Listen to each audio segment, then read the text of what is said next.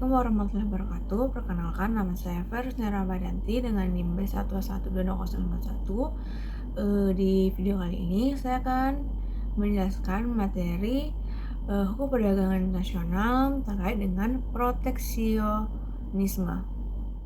Proteksionisme dalam perdagangan internasional adalah kebijakan ekonomi yang bertujuan untuk membatasi impor barang dan jasa dari negara lain untuk melindungi industri dalam negeri. Ini dilakukan melalui berbagai cara seperti tarif impor, kuota impor, dan peraturan pemerintahan lainnya. Tujuan utama dari ini adalah melindungi produsen lokal dari persaingan asing dan mendorong pertumbuhan ekonomi dalam negeri. Definisi dari proteksionisme adalah kebijakan yang diambil pemerintah untuk melindungi industri dalam negeri dari persaingan asing dengan membatasi impor. Berikut adalah cara-cara proteksionisme ini dilakukan. Yang pertama itu ada tarif impor. Tarif impor adalah salah satu alat utama yang digunakan pemerintah ketika ingin memberlakukan kebijakan proteksionisme. Secara umum, semua bentuk tarif impor dibebankan ke negara pengimpor dan didokumentasikan di bea cukai pemerintah. Tarif impor akan menaikkan harga impor untuk suatu negara. Pajak yang dikenakan pada barang impor yang meningkatkan harga barang impor dan membuatnya kurang kompetitif. Yang kedua itu ada kuota impor. Kuota impor adalah hambatan non-tarif yang diberlakukan untuk membatasi jumlah produk yang dapat diimpor selama periode waktu tertentu. Tujuan dari pembatasan kuota adalah untuk membatasi pasokan produk tertentu yang disediakan eksportir ke importir. Batasan jumlah barang yang dapat diimpor yang membatasi pasokan dan peningkatan harga. Yang ketiga ada subsidi dari pemerintah atau bantuan pemerintah kepada produsen lokal yang membantu mereka untuk bersaing dengan produsen asing. Pejabat pemerintah dapat memilih untuk memberikan subsidi langsung atau tak langsung di bidang produksi, ketenaga kerjaan, pajak, properti, dan lainnya. Pejabat maupun negara dapat memilih untuk menawarkan subsidi ke suatu bisnis untuk melakukan ekspor jika ingin meningkatkan neraca perdagangan suatu negara. Subsidi ekspor memberikan insentif bagi bisnis domestik untuk berekspansi secara global dengan meningkatkan ekspor mereka secara internasional. Yang keempat atau yang selanjutnya adalah pelabelan, yaitu persyaratan pelabelan produk yang ketat yang dapat menghambat impor jika negara lain tidak memenuhi standar dari pelabelan tersebut. Yang selanjutnya ada standar kesehatan dan keamanan. Standar yang ketat untuk produk impor yang dapat menghambat impor jika negara lain tidak memenuhi standar tersebut. Selanjutnya ada regulation and standards, aturan dan standar.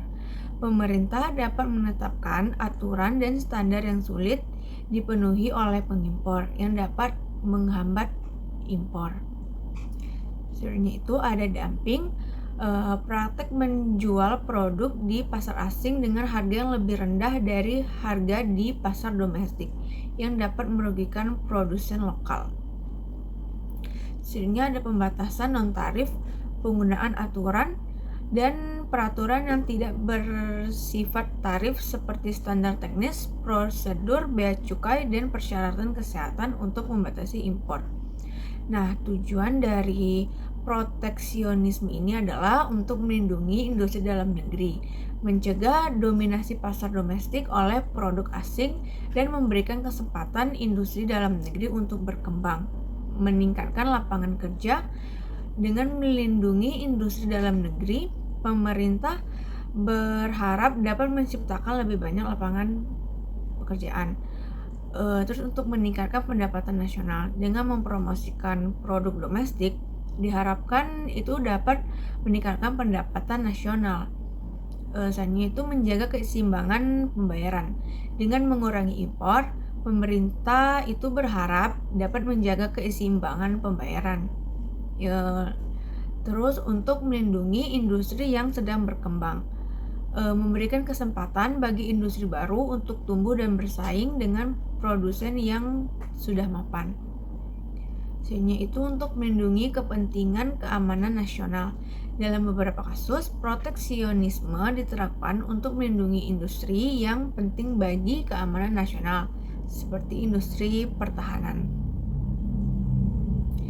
Selanjutnya itu adalah dampak proteksionisme. Yang pertama itu ada dampak positifnya. Dampak positif itu untuk melindungi industri dalam negeri, memberikan kesempatan bagi industri domestik untuk tumbuh dan bersaing, meningkatkan lapangan kerja dengan menciptakan lebih banyak lapangan kerja di dalam negeri, meningkatkan pendapatan nasional dengan mempromosikan produk domestik. Tentunya itu dapat meningkatkan pendapatan negara nasional. Melindungi industri strategis, melindungi industri yang penting bagi keamanan nasional. Selanjutnya, dampak negatif, menurunkan harga produk. Proteksionisme dapat menyebabkan harga produk menjadi lebih mahal karena terbatasnya persaingan dan pilihan. Lalu menurunkan efisiensi. Kurangnya persaingan dapat mengurangi efisiensi produsen domestik. Lalu merugikan konsumen. Harga yang lebih tinggi dan pilihan yang terbatas dapat merugikan konsumen, melumpuhkan pertumbuhan ekonomi global. Proteksionisme ini dapat menyebabkan perang dagang dan menghambat pertumbuhan ekonomi global. Sekian penjabaran materi dari saya, kurang dan lebihnya mohon maaf. Terima kasih.